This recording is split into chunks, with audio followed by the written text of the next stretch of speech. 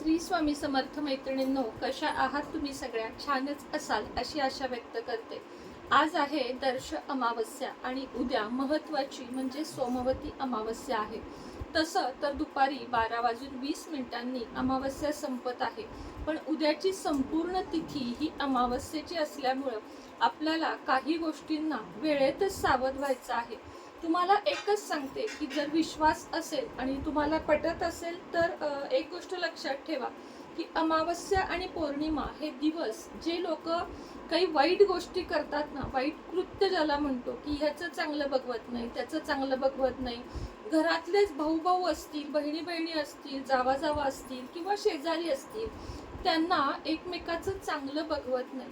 खरं तर बाहेरचे निंदक असतात किंवा निंदकाचे घर असावे शेजारी, हे जरी खरं असेल ना तरी खरा निंदक हा आपल्या घरातच लपलेला असतो.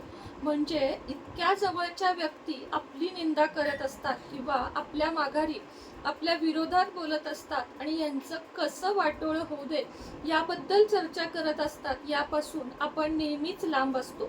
म्हणजे आपण त्या व्यक्तींवर इतका जास्त विश्वास टाकतो की आपल्या स्वप्नातही येत नाही की ही व्यक्ती, अगदी अगदी आपला नवरा सुद्धा कधी कधी या गोष्टीमध्ये असू शकतो. ज्यांच्यात काही गैरसमज आहेत ते सांगते मी, सगळ्यांना नाही. किंवा भाऊ असू शकतो, चुलत भाऊ असू शकतो, चुलते नंदा, अशी अनेक नाती आहेत. बघा, मी एक नातं नाही सांगत, अशी अनेक नाती आहेत. आणि त्यातल्या त्यात शेजारी सुद्धा असे आहेत की तुमची प्रगती कशी झाली, त्यांची कशी झाली नाही, अरे हा तर एवढंच कमवतो तरी ह्याचं एवढं कसं चांगलं झालं, असे अनेक विषय घेऊन माणूस आडी धरून बसलेला असतो मनामध्ये. आणि अशा वेळेस लागते ती नजर. आणि काही लोक काळी विद्या, काळ्या गोष्टी, चुकीच्या गोष्टी हे करण्यामध्ये पारंगत असतात. पण तुम्हाला एक सांगते, जे कोणी अशा गोष्टी करतं, म्हणजे एक व्यक्ती दुसऱ्या व्यक्तीचं चांगलं होऊ नये म्हणून जितका प्रयत्न करते, 1-2 वर्ष, 4 वर्ष, 5 वर्ष त्याला सक्सेस येतो, पण अशा व्यक्तींचा शेवट हा महाभयंकर असतो. त्यामुळे अशा गोष्टींपासून 4 हात लांब राहा.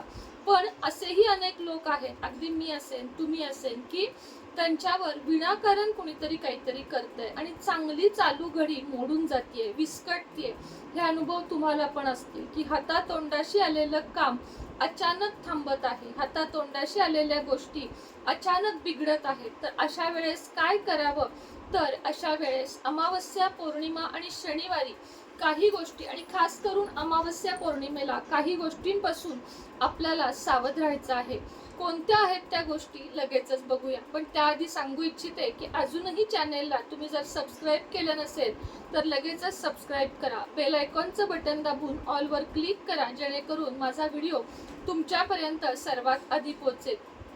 लक्षात घ्या, सगळ्यात ती पहिली व्यक्ती आहे जी व्यक्ती तुमचं कधीही हित साधत, ती तुमच्याबद्दल विनाकारण चौकशी करत असते. कसं चाललंय, काय चाललंय, महिन्याला काय कमवतोस किंवा कमवतेस, कसं भागवतेस, हे कुठून घेतलं, ते कुठून घेतलं. अशा ज्या व्यक्ती असतात ना, म्हणजे अगदी शेजारी नसेल आणि तुम्हाला जर विचारत असेल की हे मंगळसूत्र सोन्याचं आहे का ग, विचारताना मात्र ती इतकं गोडीनं विचारेल की तुम्हाला कळणार देखील नाही की हे मंगळसूत्र सोन्याचं आहे का ग, किती सुंदर आहे, तुला किती छान दिसतंय. म्हणजे मी तुम्हाला ही भाषा कशासाठी सांगते, कारण मला 40 वर्षांचा अनुभव आहे या गोष्टीमधला, आत्ताचा नाही, की कशा पद्धतीनं नजर लागायला सुरुवात होते हे मी तुम्हाला थोडक्यात सांगते. की तुम्हाला जर कुणी असं म्हटलं, काही लोक अगदी स्वाभाविक साहजिक विचारतात, पण काही लोकांच्या विचारण्यामध्ये ना तो वेगळेपणा आपल्याला जाणवतो आणि असं वाटतं अरे बापरे, आता नजर लागते का काय. किंवा घरात पण आल्यावर तुझी मुलं किती छान आहेत ग, तुझी मुलं किती ऐकतात ग, म्हणजे अशा खूप गोष्टी आहेत, एक नाही दोन, अशा अनेक गोष्टी आहेत. साडी तुम्ही चांगली घाला किंवा तुमच्या पतीनं गाडी घेऊ देत, एखादी कार घेऊ दे, नवीन तुमच्यासाठी काही घेऊ दे, तुमचे बर्थडे साजरे करू दे, तुमची अॅनिव्हर्सरी साजरी करू दे, अशा खूप गोष्टी आहेत ज्या एकमेकाला बघवत नाही. तर त्यासाठी मुख्यत्वे करून स्त्रियांनी एक गोष्ट लक्षात ठेवा, आपले कपडे, आपल्या साड्या, आपण गरीब असू दे, आपल्याकडे 4 कपडे असू दे, पण आपले कपडे कोणाला द्यायचे नाहीत. आपले कपडे आणि सगळ्यात महत्त्वाचे आपले मंगळसूत्र, आपले पैंजण, आपली जोडवी, आपली टिकली आणि आपली सिंदूर म्हणजे कुंकू. ज्या स्त्रिया भांगात भरतात त्यांनी ते कुंकू.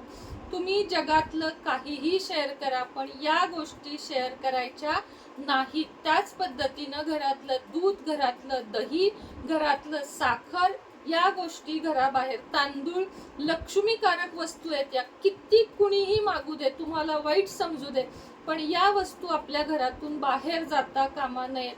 त्यांना सांगा, ताई माफ करा, मी या गोष्टी देत नाही, मी ज्योतिष पाळते किंवा मी शास्त्र खूप जपते, मी तुम्हाला देऊ शकत नाही. बऱ्याच स्त्रियांना सवय असते, संध्याकाळ झाली की दुसऱ्याच्या घरातून दही आण, ताक आण, साखर आण. ह्या सगळ्यांना तुमचा चंद्रमा, तुमचा शुक्र बिघडवणाऱ्या गोष्टी आहेत. त्यामुळे कुणी कितीही मागू दे, तुम्ही या गोष्टी द्यायच्या नाहीयेत. दुसरी गोष्ट, या 3 व्यक्तींशी तुम्ही कधीही बोलायचं नाहीये आणि खास करून अमावस्या पौर्णिमेला या 3 व्यक्तींशी बोलायचं नाहीये. पहिली ती व्यक्ती ज्याच्या अंगात काही कर्तृत्व नाहीये किंवा जे स्वतः काही करत नाही पण तुम्हाला सतत डिवचत असते. दुसरी ती व्यक्ती ज्याच्या मनामध्ये सतत पाप असते किंवा तोंडावर गोड आणि माघारी वाईट बोलते. आणि तिसरी ती व्यक्ती ज्याला चारित्र्य नाहीये, जे चारित्र्यहीन आहे, म्हणजे जे वाईट काम करतात. अशा व्यक्तींपासून, या 3 व्यक्तींपासून वेळेतच सावध नाही झालात तर दुष्परिणाम भोगण्यासाठी तयार राहा. कारण मी तुम्हाला नेहमी सांगते की जशी चांगली पॉझिटिव्हिटी आहे तशी निगेटिव्हिटी सुद्धा आहे. जसा देव आहे तसा असुर सुद्धा आहे. आणि म्हणून आपण जर देवाच्या भक्तीमध्ये इतके विलीन आहोत किंवा आपण आपल्या हातून जेवढे चांगले कर्म करतो त्याच्यापेक्षाही वाईट कर्म करणारी लोक जास्त आहेत.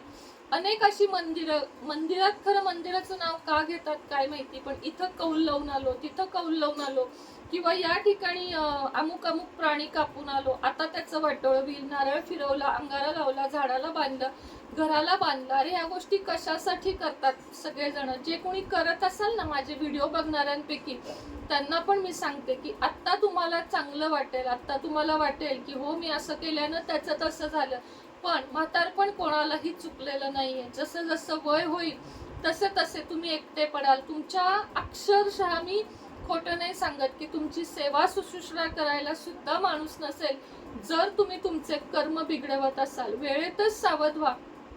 जर तुमच्या हातून कळत न कळत काही चुका झाल्या असतील, माणूस हा चुकांचा पुतळा आहे, मी असू दे तुम्ही असू दे, प्रत्येकाकडून चुका होतात. पण त्या चुकांमधून जर तुम्ही काहीच बोध घेतला नाही आणि तेच तेच रिपीट करत राहिलात ना, तर मात्र विनाशकाले विपरीत बुद्धी म्हणतात तसं तुमच्या बाबतीत आणि प्रत्येका बाबतीत, अगदी माझ्या बाबतीत सुद्धा होईल. चुकलात ती गोष्ट थांबवा, पुन्हा करण्याच्या मागे लागू नका, अजिबात या गोष्टी करू नका. या 3 व्यक्तींशी कधीही बोलू नका. आणि हो, अजून एक सांगते, अमावस्येला कुणी काही पांढऱ्या गोष्टी, दूध घे की, बर्फी खा की, पेढा खा की, नाही खायचा. हातात ठेवा, नंतर झाडाखाली टाकून द्या, नाही खायचा. तुमच्या मनात ते मात्र जरी शंका असेल की ही व्यक्ती माझ्या बाबतीत चांगली नाही, तर तुम्ही त्या व्यक्तीच्या हातचं काहीही अमावस्या पौर्णिमेला खायचं नाही.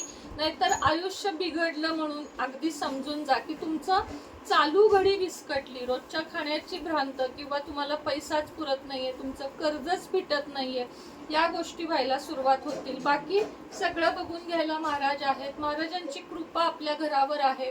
तरी पण ना काही गोष्टी याच्यावर पण भारी पडतात. आणि म्हणूनच जेवढा वेळ तुम्हाला घालवायचा आहे सेवेत घालवा, देवधर्मात घालवा, लोकांच्या कल्याणात घालवा, तुमच्या स्वतःच्या कामात घालवा. तुम्ही जितकं बिझी राहाल तेवढ्या अशा गोष्टींपासून लांब राहाल. आणि काही गोष्टी जपा ज्या मी तुम्हाला काल परवाच्या व्हिडिओमध्ये पण सांगितल्या आहेत. तर चला, व्हिडिओ आवडला असेल लाईक करा, कमेंटमध्ये श्री स्वामी समर्थ लिहायला विसरू नका. श्री स्वामी समर्थ.